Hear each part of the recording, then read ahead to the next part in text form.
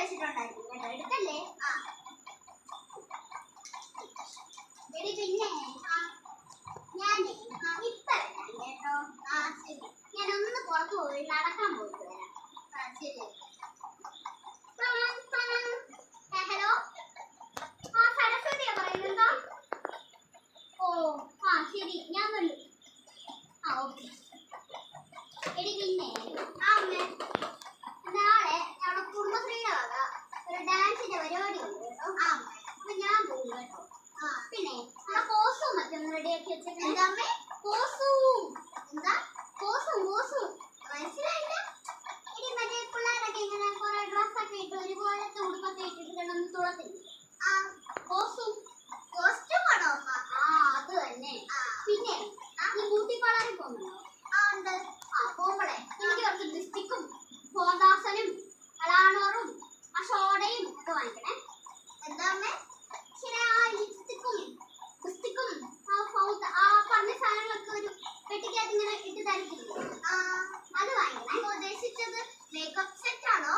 അത് തന്നെ. പിന്നെ നീ പോയിട്ട് വരുന്ന വഴിക്ക് കുറച്ച് വളയും മാലയും തലയിലിരുന്ന ബുസ്സും ഒക്കെ ഒന്ന് വാങ്ങിക്കണേ.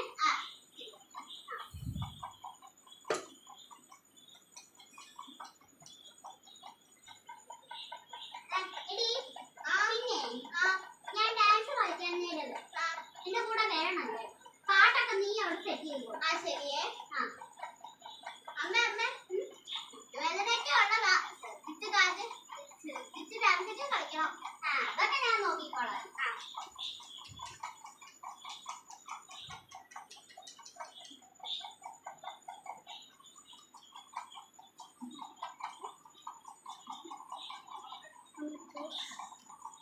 അടുത്തതായി സരളയുടെയും സരസ്വതിയുടെയും ഡാൻസ്.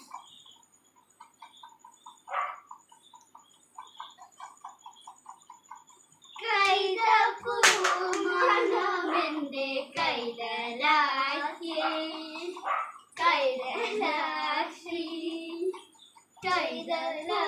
കൈതലാമണമെന്റെ കൈതലാശ്രീ കൈതലാശ്രീ.